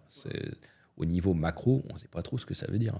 Après, moi, j'ai été frappé. J'avais écouté une interview d'un physicien qui s'appelle Thibaut Damour. Vous pouvez la trouver sur YouTube. Il est fascinant. Je sais pas s'il est fier d'avoir dit ça, mais il l'a dit publiquement, donc on peut le répéter. Il a quand même dit que la physique quantique, ce qui avait le mieux décrit ce qu'on sait de la physique quantique aujourd'hui, c'est l'Advaita Vedanta, ce courant hindouiste, une branche très spécifique de l'hindouisme qui explique qu'en fait tout est un et en fait le réel c'est juste une espèce de miroir de l'observateur et que chacun voit une espèce de miroir comme s'il était dans un jeu vidéo à part entière et qu'il ne vivait que tout seul avec une illusion que le reste existe mais se déroule sous ses yeux en l'observant. Enfin, c'est très particulier l'Advaita Vedanta, mais il avait dit dans cette interview que ce qui décrivait le mieux la physique quantique aujourd'hui, c'est l'Advaita Vedanta. Donc jetez un œil, intellectuellement, par curiosité, c'est assez stimulant. Mais encore une fois, si on veut rester rigoureux scientifiquement, il faut laisser la science se dérouler à son rythme et poser des hypothèses, les réfuter, les affirmer. C'est intellectuellement absolument passionnant ce qu'on est en train de vivre en ce moment. Oui, puis c'est aussi parfois compliqué de vraiment sélectionner les bonnes informations sur le sujet parce qu'il y a énormément de bullshit sur la physique quantique avec justement des liens avec des spiritualités ou comme ça qui ne sont pas nécessairement pertinents. Mais ouais. C'est le problème de notre époque, c'est le bullshit. C'est que tu as des gens qui sont très sérieux, très calés, très légitimes d'un point de vue scientifique et qui racontent n'importe quoi. Mais vraiment, t'as des profs, des gens très établis qui racontent n'importe quoi. À l'inverse, tu as des profs très établis qui sont brillants, qui sont rigoureux, qu'il faut suivre absolument. Tu as aussi des gens qui ne sont pas du tout spécialisés, légitimes d'un point de vue diplôme sur des sujets, mais qui les ont tellement travaillés, qui sont légitimes par leur raisonnement, par leur connaissance, par la rigueur de leur travail. Donc tu peux les suivre. Et inversement, des gens qui n'y connaissent rien et qui font que répéter comme des perroquets ce que tu entends un peu partout. Donc effectivement, c'est devenu très difficile. Ce que je crois, pour revenir sur l'IA, c'est qu'on va avoir des intelligences artificielles qui vont trier un petit peu toute cette connaissance et qui vont nous apporter de l'information de qualité, de la connaissance de qualité et qui vont faire le tri entre ce qu'on peut suivre, ce qu'on ne peut pas suivre, ce qui est réel, ce qui est rigoureux. On va utiliser ces algorithmes pour trier un peu le signal de bruit. Finalement, dernière question que je pose à tous les invités. Si tu étais sur une scène avec un micro dans la main, que tu avais l'humanité entière face à toi et que tu pouvais leur transmettre un message pendant quelques minutes, qu'est-ce que tu aimerais leur dire ? Fuyez les cabinets de conseil. Non, je plaisante. Je dis ça parce que c'est mon combat depuis une dizaine d'années. Je considère que les cabinets de conseil font énormément de mal aux entreprises pour des questions de bullshit, justement. Et du coup, je dis aux entreprises, fuyez ce genre-là. Mais de manière plus large, aux individus, je leur dirais, soyez autonomes. C'est la seule chose qui compte. Arrêtez de compter sur l'État. Arrêtez de compter sur les institutions. Soyez autonomes, développez-vous par vous-même. N'arrêtez jamais d'apprendre. N'arrêtez jamais de désapprendre. Et surtout, faites des raisonnements rigoureux. Des connecteurs logiques entre vos idées pour s'assurer que c'est des raisonnements, que ça vous amène à des idées profondes. Et surtout, autre combat, ne soyez pas superficiel. On est à une époque extrêmement superficielle où les gens disent des banalités en permanence, partout, tout le temps, qui n'ont aucun intérêt. Sur les réseaux sociaux, on voit que ça. Et je leur dirais, creusez vos sujets, demandez-vous pourquoi en permanence, et pourquoi, et cherchez les arguments profonds.